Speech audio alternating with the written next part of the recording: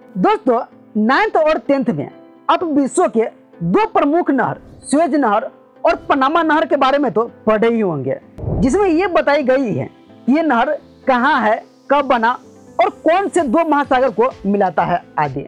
मगर ये नहीं बताई गई है कि कैनाल्स कैसे काम करती है। सुएज नहर तो एक सिंपल सा नहर है जो मिट्टी को काटकर बनाया गया है, लेकिन पनामा नहर सुएज नहर से बिल्कुल अलग है।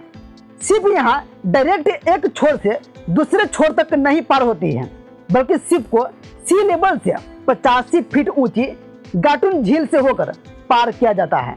बट यहाँ सोचने वाली बात यह है कि आखिर पनामा नहर से गुजरने वाली शिप इतनी ऊंचाई पर कैसे पहुंचती है। आज इस वीडियो में हम इसी के बारे में चर्चा करने जा रहे हैं कि आखिर पैनमा कनाल काम कैसे करती है। आइए जानते हैं।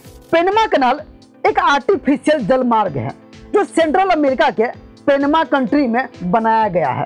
पैनमा कनाल प्रशांत महासागर और अटलांटिक महासागर में स्थित कैरेबियन सागर को जोड़ती है एवं नॉर्थ अमेरिका और साउथ अमेरिका को अलग करती है। इस नहर की कुल लंबाई 82 किलोमीटर, औसत चौड़ाई 90 मीटर और न्यूनतम गहराई 12 मीटर है। इस नहर को बनाने का मुख्य उद्देश्य था शिपिंग ट्रांसपोर्ट में लगने वाले समय को कम करना। पनामा नहर के बनने से पहले शिप को पूरा साउथ अमेरिका घूमकर जाना पड़ता था, जिसमें समय काफी अधिक लगता था। अमेरिका को अपने ही देश में पूर्वी तट से पश्चिमी तट यानी न्यूयॉर्क से कैलिफोर्निया जाने में पूरा दक्षिण अमेरिका का चक्कर लगाकर जाना पड़ता था, जिसमें इन्हें 15 दिन लग जाते थे। वही अब पूर्वी अमेरिका से पश्चिमी अमेरिका में जाने में मात्र 10 घंटा लगता है। अंतर्राष्ट्रीय व्यापार में इस नहर के ना होने से सभी देशों को परेशानियों का सामना करना पड़ता था, चाहे चाइना से न्यूयॉर्क या यूरोप जाना हो या यूरोप से पश्चिमी अमेरिका जाना हो। ट्रांसपोर्टेशन में काफी समय लगता था। वही 1914 के बाद इन सारे समस्याओं का हल निकल गया और इसके बाद ट्रेडिंग क्षेत्र में क्रांति सी आ गई। पैनमा कनाल का निर्माण 14 अगस्त 1914 को पूरा हुआ और 15 अगस्त 1914 को इस नहर को शिप के आवागमन के लिए खोल दिया गया। वैसे तो पैनमा कनाल को अमेरिका ने बनाया है, लेकिन इसे बनाने का विचार सर्वप्रथम 1534 में स्पेन के राजा के पास आया था। इस नहर का निर्माण कार्य सर्वप्रथम फ्रांस द्वारा 1 जनवरी 1881 को प्रारंभ किया गया था, परंतु जहां पर नहर बन रहा था वहां की खराब पर्यावरण और मच्छर के कारण सारे के सारे मजदूरों को बीमार पड़ने की वजह से 1894 में फ्रांस ने इस कार्य को रद्द कर दिया। इस बीच फ्रांस के टोटल 22,000 मजदूर बीमार पड़ गए थे और हजारों मजदूरों की जान चली गई थी, जिस कारण फ्रांस को यह निर्माण कार्य छोड़ना पड़ गया था। पर 1904 में अमेरिका ने इस कार्य को अपने अंडर में लिया और 1914 में इस प्रोजेक्ट को पूरा कर दिया। पनामा नहर को बनाने में सबसे बड़ा प्रॉब्लम यह था कि यहाँ समुद्र लेवल से नहर के बीच पड़ने वाली गाटन लेक की ऊंचाई 85 फीट थी, जिसकी वजह से और पथरीली पहाड़ी क्षेत्र की वजह से इतनी गहराई तक खोद पाना मुश्किल था। इसलिए पनामा नहर को लॉक सिस्टम के आधार पर बनाया गया ताकि शिप को उठाकर लेक में पहुंचाया जा सके। सी लेवल से गाटन लेक के लेवल पर शिप को पहुंचाने के लिए नहर के दोनों पॉइंट पर 3 लॉक्स बनाए गए हैं।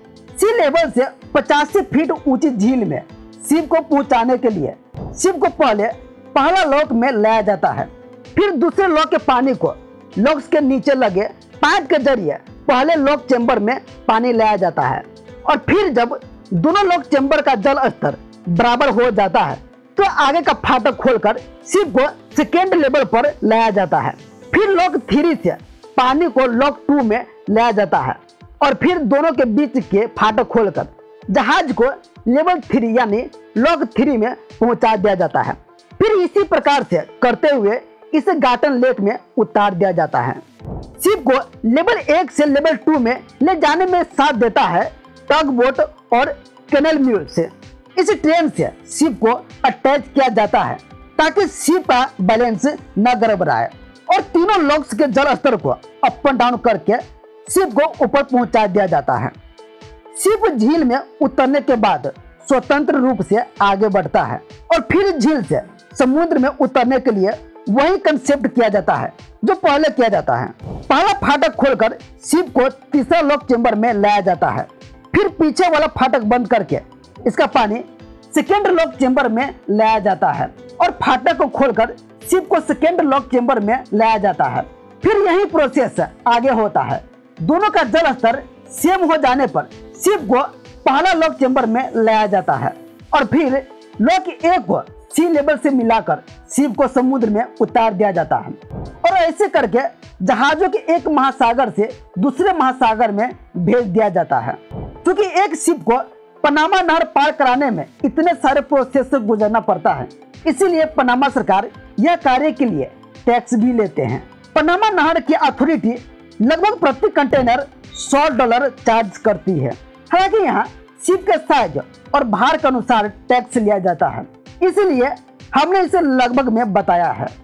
एक नॉर्मल कंटेनर शिप पर औसतन 5000 कंटेनर लादे जाते हैं, जिसमें अगर 5000 को 100 से मल्टीप्लाई करें तो कुल $5 लाख हो जाता है और इसे भारतीय रुपये में मल्टीप्लाई करें तो लगभग 4 करोड़ 5 लाख रुपया होता है। इस तरह से देखें तो पनामा सरकार हर शिप पर लगभग 4 करोड़ रुपया चार्ज करती है।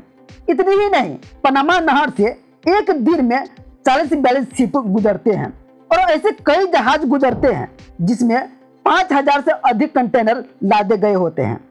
इस प्रकार से आप अंदाजा लगा सकते हैं कि पनामा सरकार को इससे कितना इनकम जनरेट होता होगा।